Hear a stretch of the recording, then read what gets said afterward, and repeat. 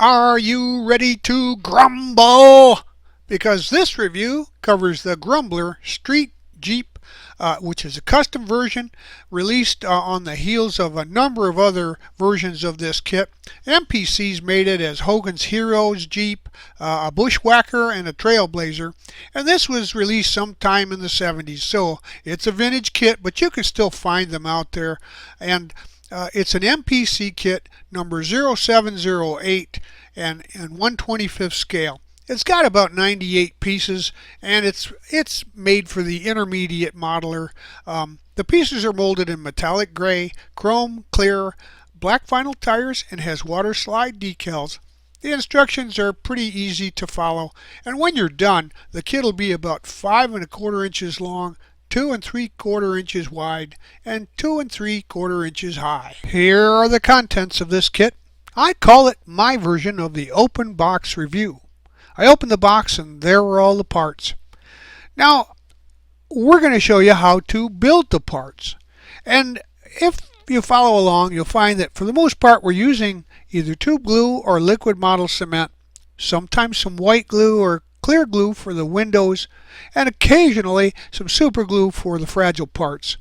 But remember to always heed the manufacturer's safety and use guidelines when you see or hear of any of the products used in the review. Here are the decals for the kit, and as you can see, they're very colorful. The register is good, and I suggest that you use some of the aftermarket setting solution to let some of those parts conform to the contours of the kit and stick to the body well. We'll start our construction with the engine, and we'll put the two halves of the engine block together.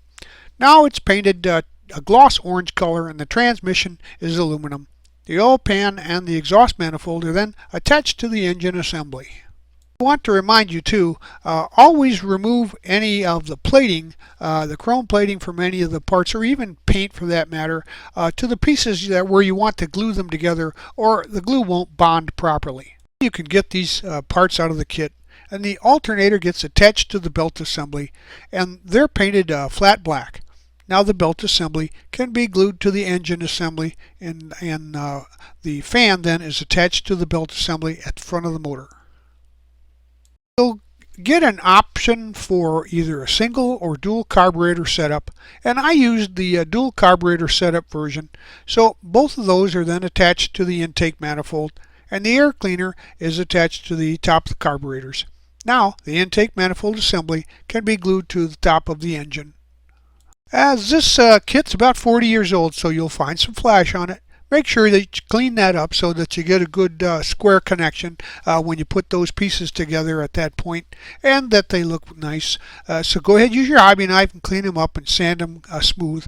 And now, as you can see the orientation here, the parts are assembled and then added to the transmission and painted aluminum color as well. Now find these pieces from the kit, and we're going to strip the chrome off the chrome pieces here by just putting them in a little bit of bleach, swirling them around and let them set for about a half hour. Rinse them off and they'll be ready to paint semi-gloss black.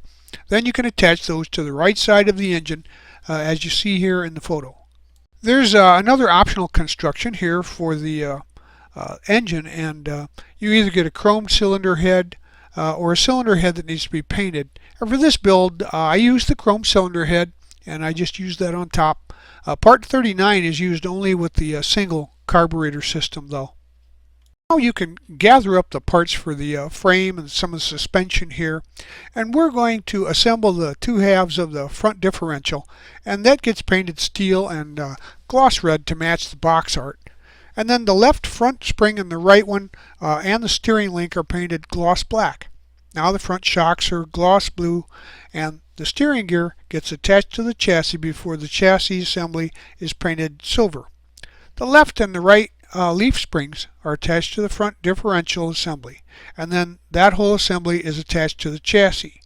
Now the steering link can be glued in place to attach to the steering gear and the front differential. The front shock is now also attached to the chassis and the left front leaf spring, and then you repeat the process on the right side for the second front shock. So you see here some more of the pieces underneath, and if you're going to use the stock exhaust, then assemble the two halves of the muffler and attach them to the chassis before assembling the differential onto that. The left rear spring and the right one are painted gloss black, and the two halves of the rear differential can be put together, and then the assembly is painted steel and then some gloss red to match the box art. And the left and right leaf springs are attached to the rear differential. Now the assembly is then attached to the chassis. And since the side exhaust pipes will be used here, the stock wasn't assembled or used at this time.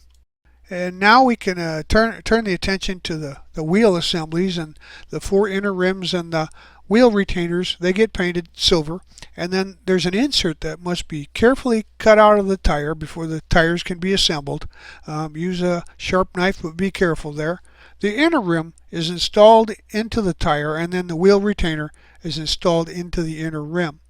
Now the outer rim can be glued on to the other side of the tire assembly and glued to the inner rim there. Do this for the other three tire assemblies. Gather up these pieces and then the front and rear drive shafts will be painted steel color.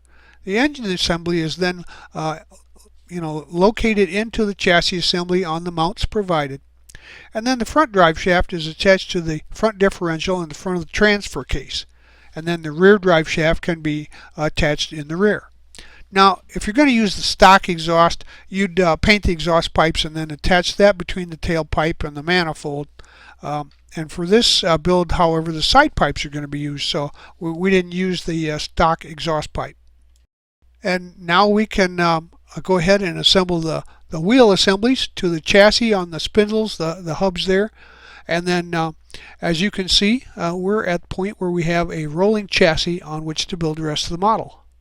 The two front seats then I painted light gray, and I detailed that with some flat black for the belts. As you can see, that's a raised feature there molded into the seat. So if you're going to use the seat decals, which I didn't use, you would have to cut them out around the seat belts after it's installed. No easy task. It would have been easier had they added just a decal for the seat belts here.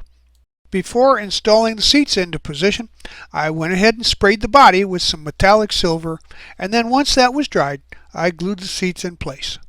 Gather up the parts that you see here, the shifters, the firewall, etc.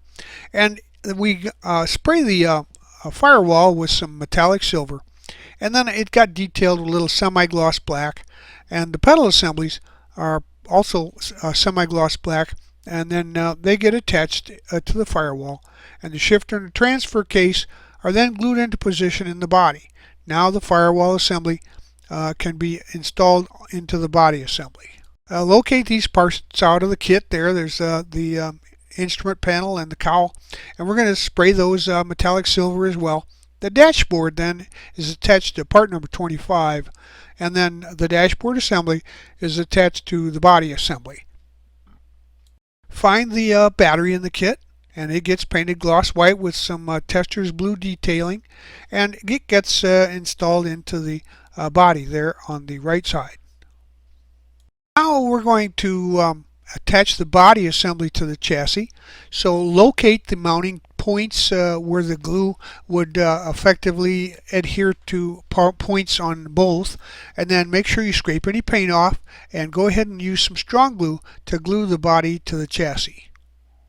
So get these parts out for the steering wheel and column, and those are painted semi-gloss black, and then the steering wheel gets detailed with little silver around the horn rim there.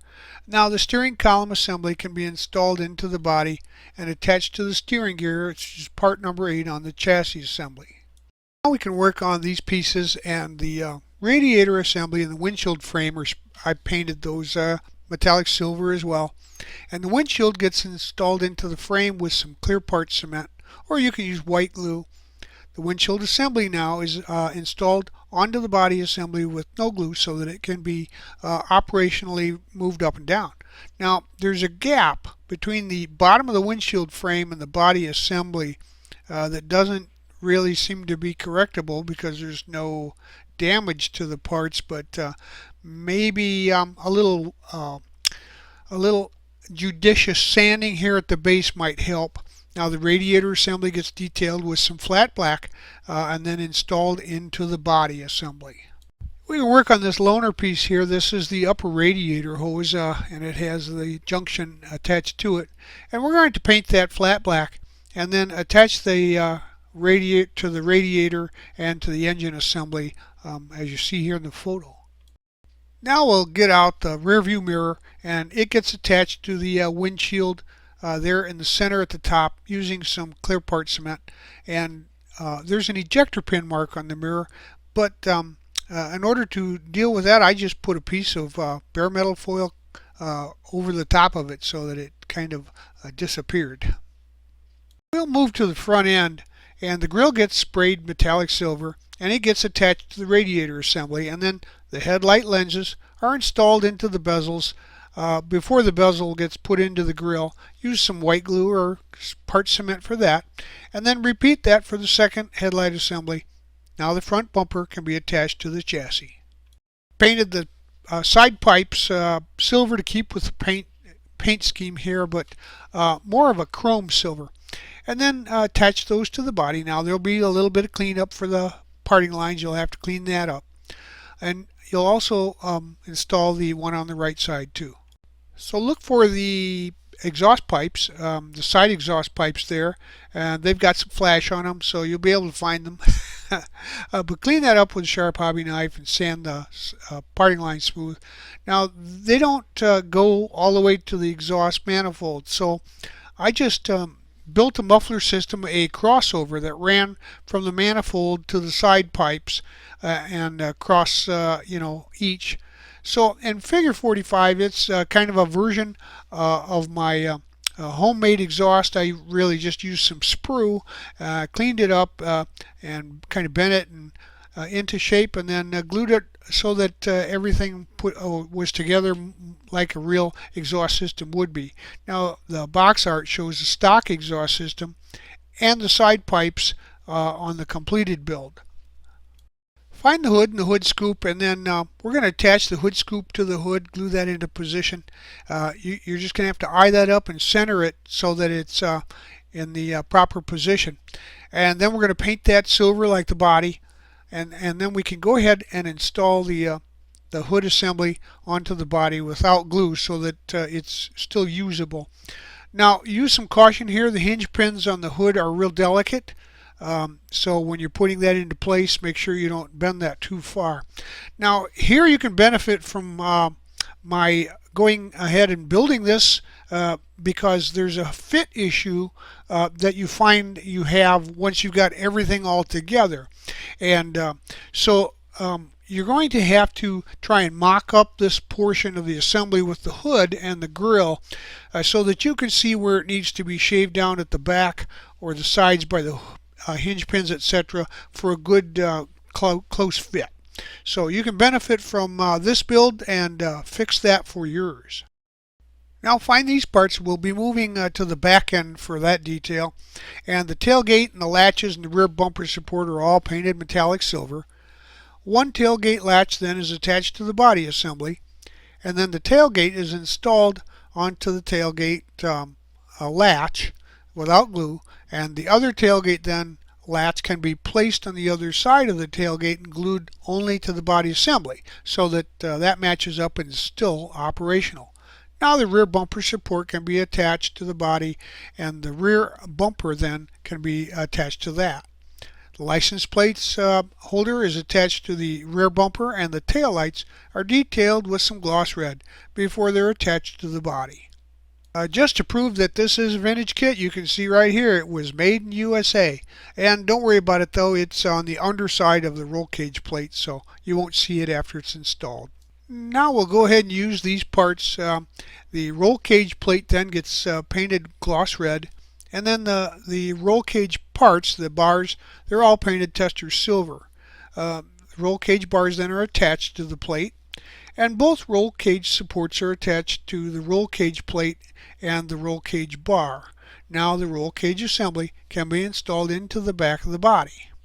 It's at this point I realized that the rear wheel wells have some flared fenders, and those should probably have been attached earlier and then smoothed out with some putty. So here it is before it's completely dried and cleaned up. But go ahead and install the wheel well flares if you haven't done so already, but you may want to put that on prior to painting the body initially. We're going to use these parts here. It's a light bracket, and it gets painted metallic silver, then attached to the chassis in front of the grill, and the two lights then are painted silver, and then they're attached to the light bracket. Well, there you have it. Your model is complete, and this sassy looking street custom Jeep looks right at home on the shelf. It's an old kit, and there are some fit issues, the hood there, etc., and you may need to do a little handiwork with the pipes underneath, as I did, but when you get it all done, it's just a nice little head turner. I can see this going through a diorama in the mud, but it looks just as well going down the boulevard, hometown. So if I were you, I'd buy one and put it on my shelf. Well, we hope you liked this premium step-by-step model kit review, and so that you don't miss any more, please subscribe to our YouTube channel. You can do that by clicking on the icon in the lower right hand of the screen on all of our reviews, or you can find us on Facebook or our website, rightonreplicas.com. Thanks. Thanks for joining us at Right On Replicas, where we're proud to bring you the best scale model kit reviews on the planet. This review is brought to you in part by Ryder's Hobby Shops, where the fun begins. Stop in to one of Ryder's 2 convenient Michigan locations, where you'll find a full range of the latest hobby products, supplies, parts, tools, and paint. You'll find aisles and aisles of scale model kits, RC models, model rockets, Warhammer gaming, and railroading products. Stop in at Ryder's today and tell them Doug sent you.